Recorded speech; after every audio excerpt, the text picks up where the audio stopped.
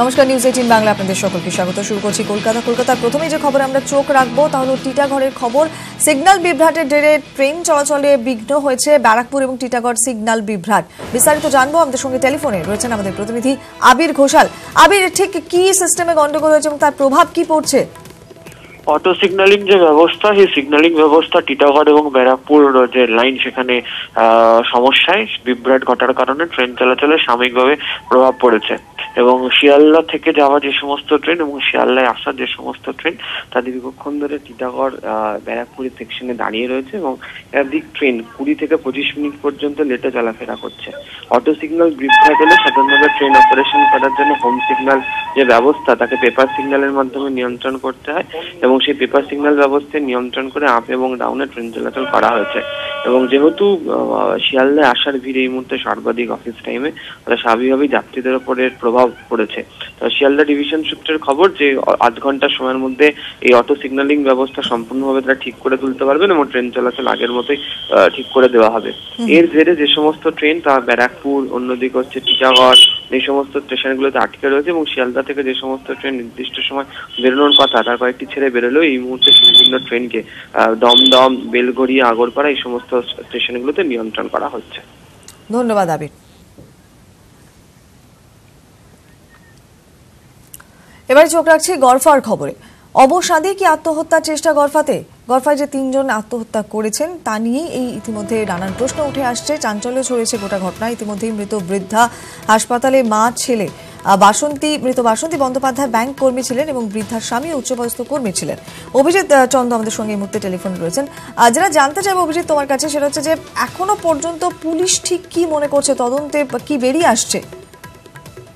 কোয়েল, পুলিশের সঙ্গে এখন পর্যন্ত একবার কথা হয়েছে অনিন্দিতা মিত্রর এবং অনিন্দিতা দেবী যেটা জানাচ্ছেন পুলিশকে এবং কর্তব্যরত চিকিৎসককে এমআর বাঙ্গুর হাসপাতালের, যে তিনি যে কেন বাঁচানো হলো, তারা ছিলেন তাদেরকে কেন বাঁচানো হলো।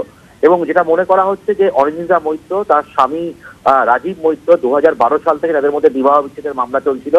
সম্প্রতি সেই মামলায় হেরে যান অনিন্দিতা মৈত্র এবং তারপর থেকেই তীব্র মানসিক অবসাদ, পাশাপাশি তার মানসিক প্রতিবন্ধী সন্তান ঋষভ মৈত্র, তাকে নিয়েও দীর্ঘদিন ধরে চিকিৎসার জন্য প্রচুর অর্থ ব্যয় হয়ে গেছিল এবং পাশাপাশি এই মানসিক অবসাদ এবং এর সঙ্গে একদিকে চিকিৎসার খরচ এবং অন্যদিকে বিবাহ বিচ্ছেদের মামলার খরচ, দুয়ের ফলে আর্থিক অনটনও জেরবার ছিল। একদিকে আর্থিক অনটন এবং তার সঙ্গে তীব্র মানসিক অবসাদ, দুয়ে মিলে কিন্তু এই পুরো পরিবার মিলে এরকম আত্মহত্যার সিদ্ধান্ত। এবং এইটাই পুলিশকে, তবে যদিও পুলিশ রাজীব মৈত্রর খোঁজ চালাচ্ছে, যেটা জানা গেছে যে রাজীব মৈত্র অনিন্দিতা মৈত্রের স্বামী, তিনি সল্ট লেকে থাকেন। অনিন্দিতা মৈত্ররই আরেক বান্ধবী, তার সঙ্গেই তিনি বিয়ে করেছেন এবং বিয়ে করে তিনি সল্ট লেকে থাকেন। তাকে জিজ্ঞাসাবাদ করা হবে পুলিশের পক্ষ থেকে এবং পাশাপাশি আরেকটু সুস্থ হয়ে উঠলে অনিন্দিতা দেবীর সঙ্গে আবার আরো একত্র জেরা করবেন। এখন অনিন্দিতা এবং তার ছেলে, তাদের শারীরিক অবস্থা কেমন রয়েছে? কোয়েল, গতকাল তাদের যখন নিয়ে যাওয়া হয়েছিল সেই সময় কিন্তু ঋষভ মৈত্র মানে অনিন্দিতার ছেলে, তার শারীরিক অবস্থা অত্যন্ত আশঙ্কাজনক ছিল এবং অন্যদিকে অনিন্দিতা দেবী, তার শারীরিক অবস্থা কিছুটা হলেও উন্নতি হয়েছে। এবং আজকে যেটা বলা যেতে পারে যে অনিন্দিতা এবং ঋষভ, তাদের দুজনেরই শারীরিক অবস্থা অনেকটা উন্নতি হয়েছে এবং তারা চিকিৎসায় সাড়া দিচ্ছে, এমনটাই জানা গেছে এমআর বাঙ্গুর হাসপাতাল সূত্রে। অভিজিৎ, আপাতত অনেক ধন্যবাদ। আবারও পরবর্তীতে যোগাযোগ করছি। অনিন্দিতা দেবীদের যিনি প্রতিবেশী, তারা কি বলছেন একবার শুনে নেব।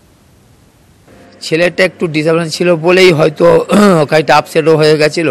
তারপর আমি ঘটনাটা আগেই বলেছি আপনাদেরকে যে ডিভোর্সের কেস চলছিল, সেই কেসে মনে হচ্ছে ওরা হেরে গেছে। এটা আমার কানাঘুষো শোনা গল্প, পাশে থাকেন তো, ওই কেসটায় ওরা হেরে যায়।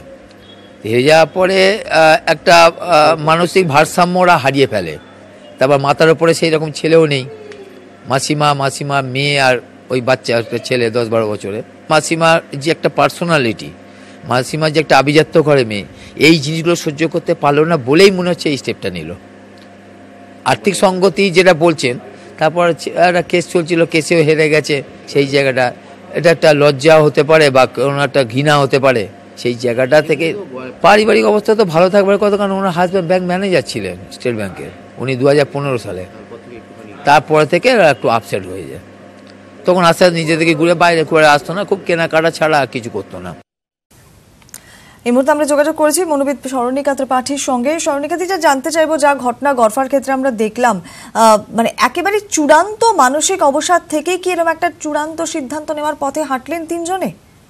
দেখুন, একটা জিনিস আমি যেটা বলবো, মানসিক অবসাদ মানে মেন্টাল ইস্যুস, মানে যেটা আমাদের সাইকোলজিক্যাল ইস্যুস যেগুলো হয়, ওটার কোনো কিন্তু উপচার থাকে না। মানে যত অব্দি আমরা নিজে এটা চিন্তা করব না, চিন্তা ভাবনা করে কাকে বলবো, কিরকম ওর সলিউশনটা আমি পাবো, এই যে একটা মানে প্রতিক্রিয়া, এইরকম একটা চিন্তাধারা প্রত্যেক মানুষের কাছে থাকে না। অনেকেই মানুষ এটা ভাবে, হ্যাঁ ঠিক আছে, কালকে ঠিক হয়ে যাবে, ঠিক হয়ে যাবে, আর ধীরে ধীরে ধীরে এটা মানুষকে ধীরে ধীরে দুর্বল করে ফেলে। তার ছাড়া ওদের একটা ডিসিশন মেকিং কোয়ালিটি, কোনটা করলে ঠিক হবে, কোনটা করলে ভুল হবে, এইটা কোথায় না কোথায় লোপ পেয়ে যায়। তার ফলে মানসিক সমস্যা নিয়ে অনেকেই এইরকম ভুগে থাকে, আর তারপরে ওরা ভাবে কি কোনো মতেই এটা ঠিক করা যাবে না। এই যে মানে ইনসিডেন্টটা শুনলাম, এটা শুনে এটা বোঝা যাচ্ছে কি হয়তো ওদের মধ্যে যেসব মানে মানসিক প্রবলেম ছিল, অসুবিধা ছিল, মানে জেনারেলি যেটা আমরা এখনো পর্যন্ত জানতে পারছি, যিনি বৃদ্ধা মা মহিলা, তার আগেই তিনি পেনশন পেতেন, সেই টাকায় সংসার চলতো, সেরকম কোনো আর্থিক সঙ্গতি তাদের ছিল না। তার যে মেয়ে, তার হাজবেন্ডের তার সাথে সম্পর্ক ভালো নয়, তাদের একটা ডিভোর্সের মামলা চলছে, অন্য কোনো বিবাহ বহির্ভূত সম্পর্কের বিষয় ছিল, এবং তার যে নিজের ছেলে, সেও মেন্টালি রিটার্ডেড। তো সব মিলিয়েই কি এই গোটা বিষয়টা এত প্রেশারাইজ? একটা সিচুয়েশন হচ্ছে যেটাকে আমরা বলি কি অ্যাবসলিউট হেল্পলেসনেস, মানে কোথায় গিয়ে কোথায় পৌঁছাবে। রিলেশনশিপ জিনিসটাকে ঠিক করা তো একটা বিশাল বড় ব্যাপার। আর্থিক সমস্যা হলে আপনি 2 মিনিটে ঠিক করতে পারেন, কার থেকে উদ্ধার নেবে, কি করবে। মানসিক, এই যে আপনি কথাগুলো বললেন, একটা বিবাহিত মেয়ে বাড়িতে আছে, কিন্তু ওর বাড়ির একটা সমস্যা যেটা কোনোদিন সমাধান হবে কি অথবা হবে না আমি জানি না। কখন কখন কি হয়, এই যে আনসার্টেনিটি লাইফে থাকে, আমরা বুঝতেই পারছি না কি আগে গিয়ে সব ঠিক হবে কিনা, তখন মানুষ দিশাহারা হয়ে যায়, নিজের কোনটা ঠিক ওই রকম একটা কিছু মানে দৃষ্টান্ত নিতে পারে না।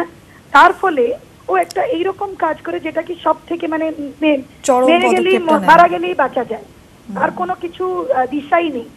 তো এই জায়গায় একটা জিনিস যেটা মানে করা উচিত ছিল হয়তো কি, ফ্যামিলি সাপোর্টিভ সিস্টেম, আমাদের সোসাইটির একটা রোল আছে, আমাদের মধ্যে এই যে এমপ্যাথেটিক অ্যাটিটিউড, প্রত্যেকের কথা চিন্তা করা, একটু ভেবে চিনতে মানে শেয়ার করা, একটা প্রবলেম সলভ করার একটা প্রতিক্রিয়া দেখানো, এইসব জিনিসটা তো লোপ পেয়ে গেছে ধীরে ধীরে।